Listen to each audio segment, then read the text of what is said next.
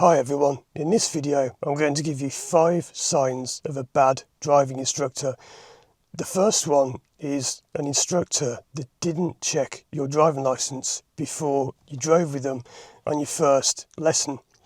This is incredible how many driving instructors simply don't check driving licences, and it's no good just saying, well, I looked at the plastic bit of my licence. That's not going to tell them if you have points or not. What driving instructors are supposed to do is ask you to generate a code online which you send to them, and they can then check your licence for points, endorsements, that kind of thing. If they haven't done that, then they really should have, and I will be a bit cautious about learning with that instructor, because how do you know you're even insured? You might say, oh well, I've got a licence, and yeah, most people have, and most people are fine. But I've met many people who aren't.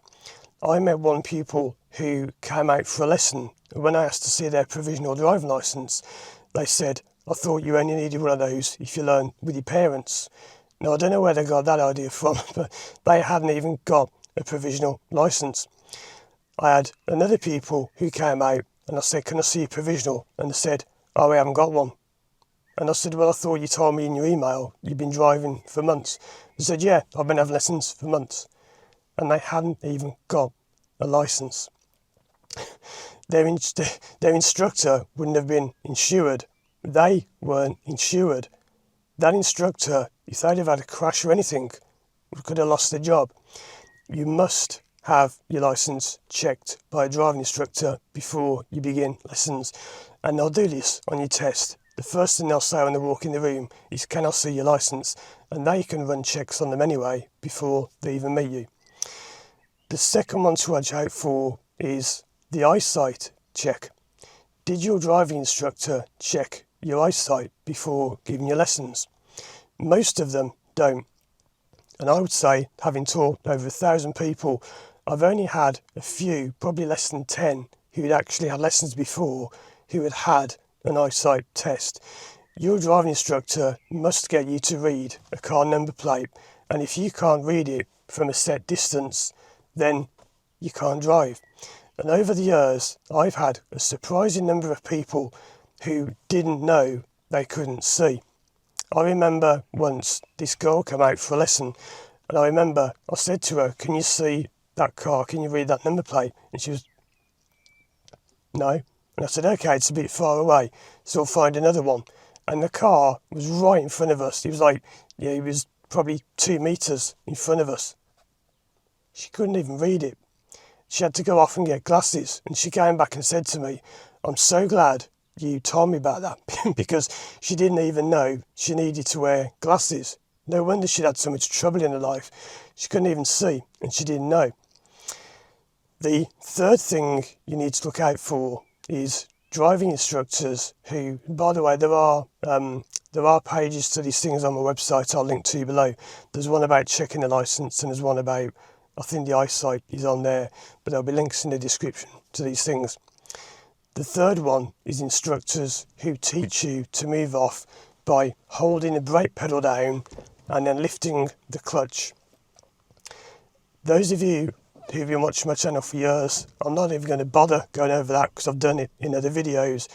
In fact, I will go over it because it's important, but you must not hold the brake pedal down and then lift the clutch. That is completely and utterly wrong. And if you want to check it, go and look in the official book. It's called Driving the Essential Skills. That is the book written by the DVSA. That's what driving test examiners mark by. And it says, with your right foot press the accelerator, then you lift the clutch with your left foot. It doesn't anywhere say to hold the brake pedal down and then lift the clutch. It doesn't say to lift the clutch on its own. That is terrible teaching, and that can cause so many problems. It's unbelievable. I made videos, when was it? 11 years ago, I made videos about that. So please go and check out my page on the website about that. But if you are being taught to move off, or if they're just letting you do it, they might not have taught you. But if your instructor is letting you move off with just a clutch and no gas, or by holding the brake pedal down and lifting a clutch, that is a terrible driving instructor, and you are going to have so many problems. Go and look at the video I made called Gas Then Clutch. 2014, I think I made that one. And the number of comments people left saying, I was taught that, and when I passed my test, I couldn't stop stalling. I didn't know why. I was taught that, and I had to take lessons again. They're angry parents. My daughter, my son was taught this. Why were they taught this? You're the only person who actually gets it. You do not move off with the brake and the clutch.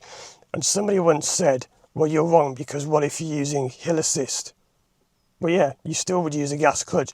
The point of hill assist is you hold the brake pedal down, you come off it, set the gas, then lift the clutch. It's the same however you look at it. So you must be taught gas, clutch. And if they say anything else, any instructor who says anything else is wrong. Yes, it may work by just lifting the clutch in some cars. Like if you've got a diesel, easy, diesels will work just a clutch because of the amount of torque they have. Torque is a measurement of an engine's ability to mix fuel and air to create motion. I always remember that from when I learned to drive. I still remember that definition from years ago. Torque is a measurement of an engine's ability to mix fuel and air to create motion. In other words, it's how much sort of grunt it makes. So if you're being taught anything else, it's wrong. Yes, it may work, but there are many reasons why it won't work in many cars. And you may find you have trouble later on with things like bay parking because you've been told to hold the brake, lift the clutch, the car's shaking, you come off the brake, you go flying backwards. No wonder you can't park in a bay. No wonder you can't parallel park. It causes you loads of problems.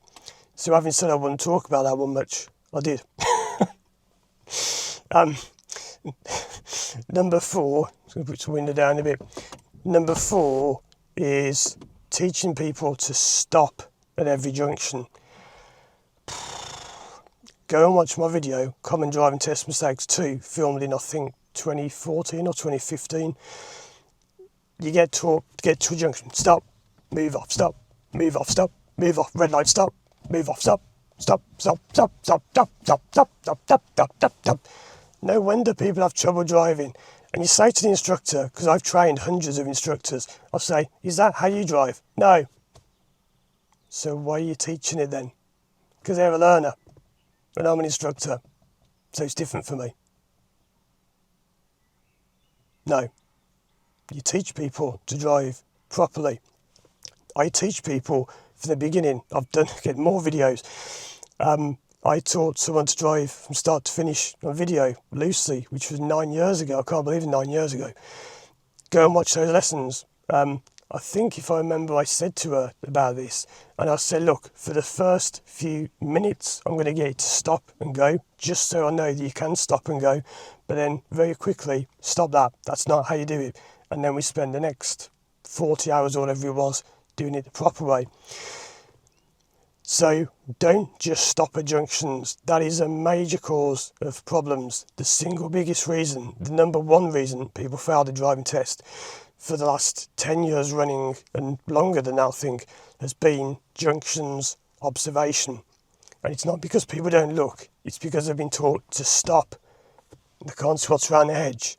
So they just lift the clutch with their brake being held down. And then they go flying forward. Oh, I didn't see a car. Oh, you failed because you've been taught to move off incorrectly and you've been taught to stop at junctions. If you've been taught both of those things, find another instructor. And the fifth thing that instructors teach incorrectly is not leaving your car parked in gear. This is a major one. How many times have I taught people? I've only ever had, I think, one person in all the years I've been teaching people noticed I left the car parked in gear. I've made a video telling you why. Go and check it out. If you're being taught to park in neutral, you're going to have a nasty surprise one day when you come out and your car isn't there. Want to know why? Go and watch that other video. Now I'm going to check my phone here, which I can do because the car's turned off. I'm sure there was another one I was going to say, but I forgot what it was. I think the gear one, I think I added in just then I just thought of it. What was the other one I was going to do? And this, I suppose, is the sixth one. An instructor who admits to making mistakes.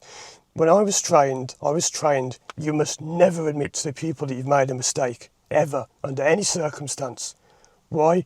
Because it erodes their trust in you. If you say you've made a mistake, they won't trust you anymore. They'll think, oh, you don't know what you're talking about. What a load of rubbish.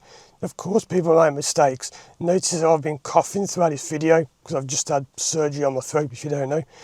I make mistakes, I cough, I splutter. Sometimes I get things wrong. What a load of rubbish. Don't admit you've made a mistake. What, so instructors are perfect people who never make mistakes? Rubbish. I make mistakes, I get things wrong, as I always say.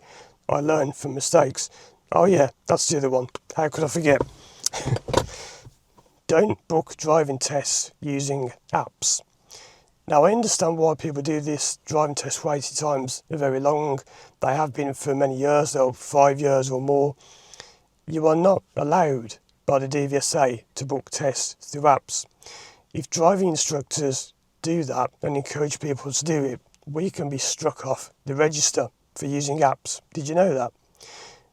One of the main reasons driving test waiting times are so long and so bad is because of apps. Because what some schools have been doing is they get these stupid bots who go on the test booking website and within seconds they block book 200 driving tests ahead and then sell them to pupils for £200 or £300 a time. What a rubbish instructor you must be if you can only attract work by saying, I've got tests available. Come to me, I've got tests. Yeah, what a brilliant instructor who gets pupils by blackmailing them into learning with them because they're the only instructor who's got a driving test. Rubbish. Right, the DVSA ruled this out about 2 years ago, I think. Any instructor caught selling tests for a profit will be removed from the register. Every instructor, if you wonder what the register is, has a badge. Mine's in here because I've been cleaning the car. They have a badge like that, a green badge. And you will lose that badge if you start selling people's tests at exorbitant prices.